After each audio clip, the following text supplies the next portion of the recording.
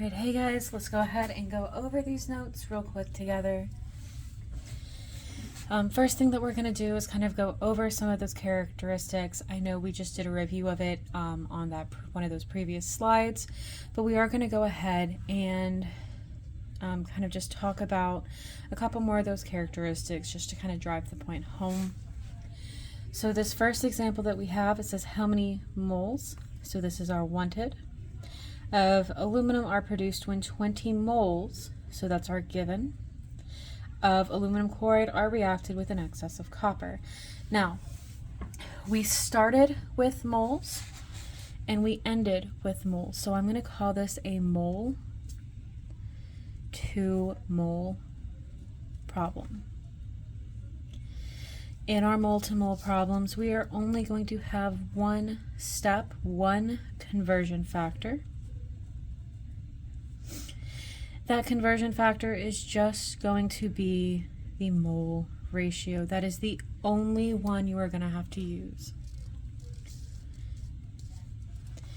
And then to identify it, it is going to begin with moles and end with moles. So again, mole to mole is just one step. A mole ratio is at the very center of every equation we're going to be looking at today. So mole to mole is just mole ratio. The second example that we have, it says how many moles. So we're going to moles, this is our wanted, will be needed to react with 48 grams of tin. So this is our given. So we're starting with grams, and we're going to end in moles. So this is going to be a grams to moles problem. Grams to moles is going to be a two-step, two conversion factor problem. We are going to start with molar mass of the given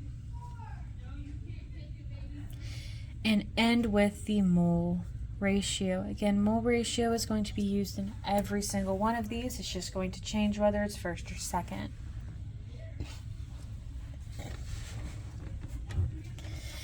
To identify this, again, your given is in grams. Your wanted, it's going to be asking for those moles. For our second example here, how many grams of aluminum sulfate are produced simultaneously with 0.88 moles of hydrogen gas? So again, our wanted is going to be in grams. Our given is going to be in moles. So because we start with moles and we end in grams, I'm going to call this a moles to gram problem. This is also going to be a two-step, two conversion factor problem. We're going to use the mole ratio first to go through that equation, and then the molar mass of the wanted to get out of the equation. So again, here, given is going to be in moles. Your wanted is going to be in grams, so it's flipped from that last one that we just looked at. Very, very last example I want to look at with y'all just to kind of identify these, talk about those characteristics. If we have 7.2 grams of sodium, I'm not even sure what that is, of this compound are produced, how many grams of sodium hydroxide are reacted? So we're starting with grams, and we are going to grams. So this is what we're going to call a gram to gram conversion problem. It is going to be three steps or three conversion factors. We are going to start with the molar mass of our wanted. This is going to let us go into, of our given. That's going to let us go into the equation. The mole ratio will then let us go through the equation, and the molar mass of the given will let us come back out of the equation. So we are looking for something that starts and ends with grams. Now, a couple things that I want to make very clear to y'all. We will always use mole ratio. There's never going to be an equation where we do not use mole ratio in this unit. So please, please, please make sure that you are using that. Make sure that you're not kind of varying, or yeah, just make sure that you use it. Okay. Now the next thing that I kind of want to go over with y'all is actually practicing identifying what type of problem we use, so that y'all are going to be able to solve our mixed example sets in just a little bit. So this first example that we're going to look at says how many moles of oxygen, so we're looking for moles of oxygen, are needed to completely react with 9.5 grams of sodium. So our unit for our given, so we've got 9.5 grams of sodium. This is the given. It's in grams. So we're starting with grams. We want moles. So this is going to be a grams to moles reaction or problem. The given and wanted substances, we start with sodium, we end in oxygen, so they are different. So again, we will need that mole ratio.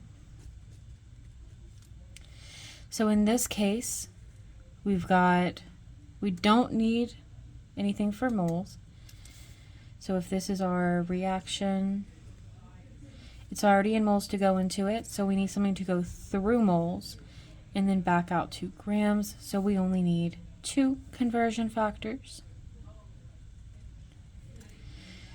The conversion factors that we're going to need are going to be, we don't need it for this first one because it starts in moles, but we need something to get us from mole to mole, so we need that mole ratio.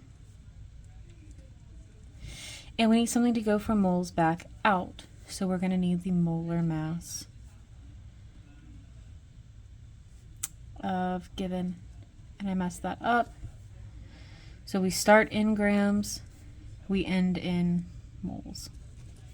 My bad. Now let's look at the second example. It says how many moles are required to create 1.5 moles. So remember, our reaction is moles. So we start with moles, so we start in the reaction, and we end with moles. So we only need to go through the reaction. So we start with moles, we end with moles. We do have different substances, so we have to go through the reaction. So we don't need to go into moles, we don't need to come out of moles, we just need to go through moles. So we are just going to need 1 conversion factor, and that will be the mole ratio. Third example that I'm going to go through with y'all, it says how many grams of calcium chloride can be produced from 65 grams of calcium hydroxide. So we're going to start with grams, we're going to end with grams, and we do have different substances. So again, if this is the reaction, we start in grams, so we need to get into our reaction, so we're going to need that molar mass of given. We need something to get us through the reaction, so we're going to need the mole ratio. And then we need something to get us out of the reaction and back to grams, so we're going to need the molar mass of the wanted substance. So we will end up needing 3 conversion factors.